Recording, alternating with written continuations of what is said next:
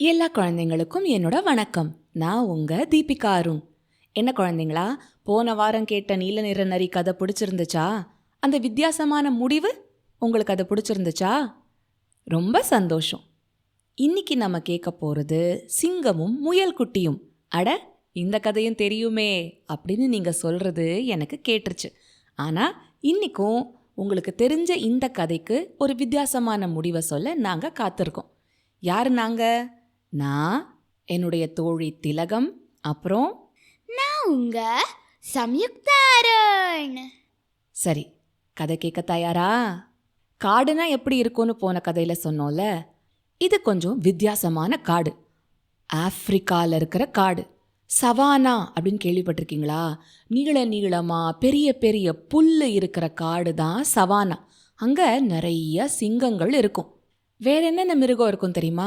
வரிகுதிரை, ஒட்டகச்சிவிங்கி, நீர் யானை, அப்புறம் காண்டா மிருகம், இது எல்லாம் இருக்கும். அப்படி இந்த சவானா காட்டில் இருக்கிற ஒரு சிங்கராஜாவுக்கு திடீர்னு ஒரு யோசனை வந்துச்சான். நம்ம தான் காட்டுக்கே ராஜா. நம்ம எதுக்கு கஷ்டப்பட்டு வேட்டையாடி நம்ம சாப்பாட்டுக்காக தினம் தினம் தேடி அலையணும்? நம்மளும் நம்ம குடும்பமும் எந்த வேலையும் பண்ணாமல் சாப்பிட்டாதானே அது ராஜா குடும்பத்துக்கு அழகு. இதுக்கு ஒரு வழி பண்ணணும் அப்படின்னு சொல்லிட்டு என்ன பண்ணுச்சு, எல்லா மிருகங்களையும் கூப்பிட்டுச்சான். கூப்பிட்டு ஒரு உயரமான பாறை மேலே ஏறி நின்றுக்கிட்டு எல்லா மிருகங்களுக்கும் அது தன்னோட யோசனையை கட்டளையாக சொல்லிச்சான். மிருகங்களே, நான் தான் உங்கள் ராஜா பேசுகிறேன். நாளையிலிருந்து ஒரு புதிய சட்டம் அமலுக்கு வரப்போகுது. அந்த சட்டம் என்ன அப்படின்னா, நீங்கள் ஒவ்வொருத்தரும் முறை வச்சுக்கிட்டு உங்கள் வீட்டிலேருந்து ஒருத்தரை எனக்கும் என் குடும்பத்துக்கும் சாப்பாடா என் குகைக்கு நீங்கள் அனுப்பிடணும். சரியான நேரத்துக்கு எனக்கு சாப்பாடு வரலைன்னா என்னோட கோவத்துக்கும் என்னோட குடும்பத்தோட கோவத்துக்கும் ஆளாகிற நிலைமை வந்துடும். நானும் என் குடும்பமும் வெளில வந்து வேட்டையாடி சர்வ நாசத்தை உண்டாக்கிடுவோம். அதனால் அந்த மாதிரி ஒரு நிலைமையை உண்டாக்காமல் ஒழுங்கு மரியாதையாக முறை வச்சுக்கிட்டு ஒவ்வொரு நாளும் ஒவ்வொரு விலங்கும் தன்னோட வீட்டிலேருந்து ஒருத்தரை எங்களுக்கு சாப்பாடாக அனுப்பிடுங்க அப்படின்னு சொல்லிச்சான். இதை கேட்ட எல்லா மிருகமும் என்ன பண்ணுறதுனே தெரியாமல் வெலத்து போய் நின்றுச்சான். ஆனால் அங்கே ஒரு மிருகம் ரொம்ப தைரியமாக எழுந்து நின்று பேசிச்சான். அது என்ன மிருகம்? தைரியமானா அது நிச்சயமாக காண்டா மிருகமாக தான் இருக்கும் அப்படின்னு சொல்கிறீங்களா? இல்லையே. நீர் யானையாக இருக்கும்? இல்லையே. ஒட்டகச்சிவிங்கியோ? இல்லையே. வரிகுதிரையோ? இல்லவே இல்லை. சிறுத்தை புலி? இல்லை. அது ஒரு முயல். என்னது, முயலா? முயல் போய் தைரியமாக இருக்குமா என்ன அப்படின்னு நீங்கள் கேட்குறது என் காதில் விழுது. ஆனால் முயல் தான் பேசிச்சு. என்ன கேட்டுச்சு தெரியுமா? இது அநியாயம் சிங்கராஜா. நீங்களும் உங்க குடும்பமும் சோம்பேறி ஆயிடுவீங்க.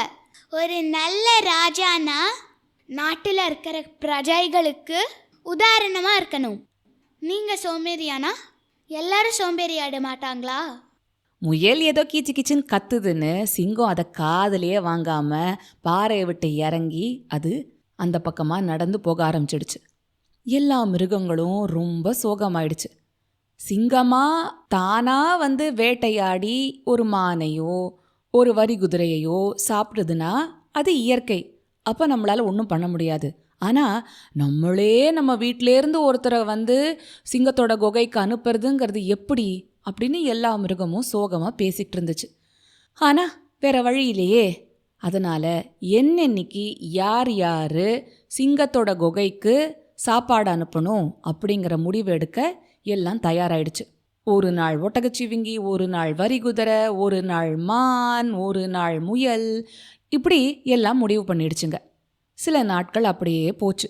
ஒவ்வொரு குடும்பமும் தினம் தினம் அழும். தான் வீட்டிலேருந்து ஒருத்தரை சிங்கராஜாவோட குகைக்கு வலிய சாப்பாடாக அனுப்புறதுனா சும்மாவா? எல்லா மிருகங்களும் எப்போவுமே அந்த காட்டில் சோகமாக இருந்துச்சுங்க. இதை பார்த்த முயலுக்கு ரொம்ப மனசு கஷ்டமாக இருந்தது. இந்த முயலுக்கு ஒரு குட்டி இருந்தது. அந்த குட்டி தைரியசாலி மட்டும் இல்லை, சாமர்த்தியசாலியும் கூட. அப்போ அந்த முயல் குட்டி ஒரு யோசனை சொல்லுச்சு. அம்மா அம்மா, எனக்கு ஒரு யோசனை இருக்கு. இந்த சிங்கராஜாக்கு அவர் பண்ற தப்ப எப்படியாவது உணர வைக்கணும். அதுக்கு நம்ம நண்பர்கள் கிட்ட உதவி கேட்கலாமா? இதை கேட்ட எல்லா மிருகமும் சரி என்ன பண்ணலாம் அப்படின்னு கேட்ட உடனே அந்த முயல் குட்டி என்ன பண்ணுச்சு, எல்லா மிருகத்து காதலையும் ரகசியமா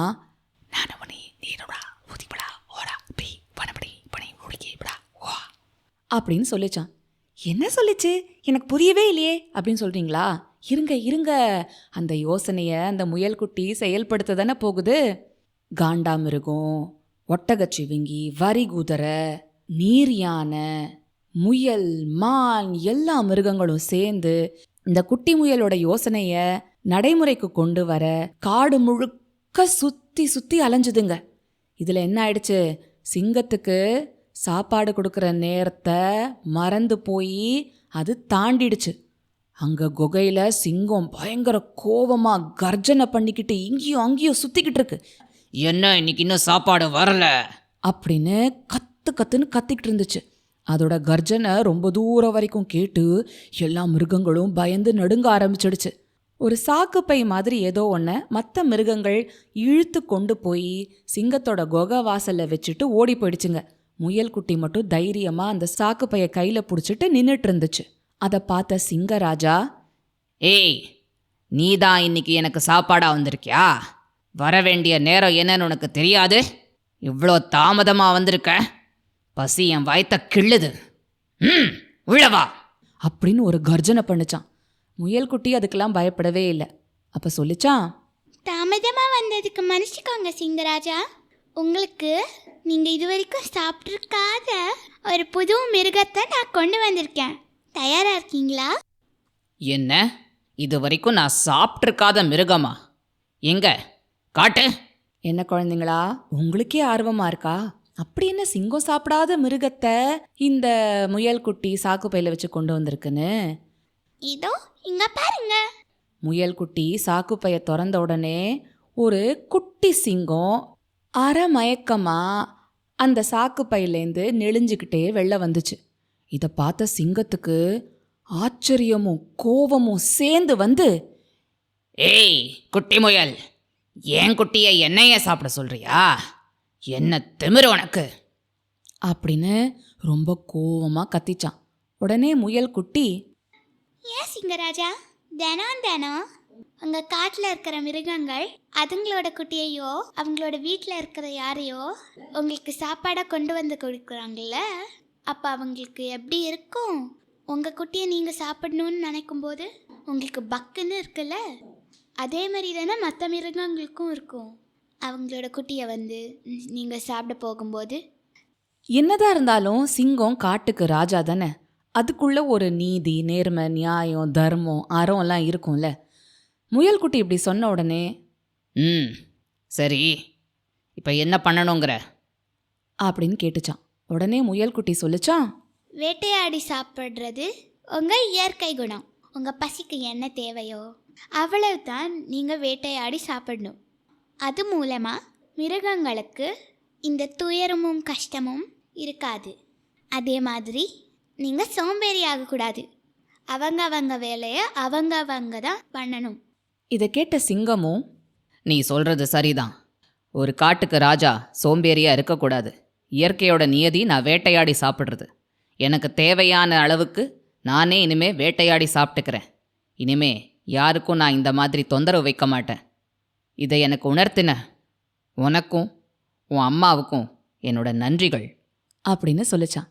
அதை கேட்ட குட்டி முயல் சந்தோஷமா அங்கேருந்து சிரிச்சுக்கிட்டு தன்னோட அம்மா கிட்ட ஓடி போயிடுச்சான்.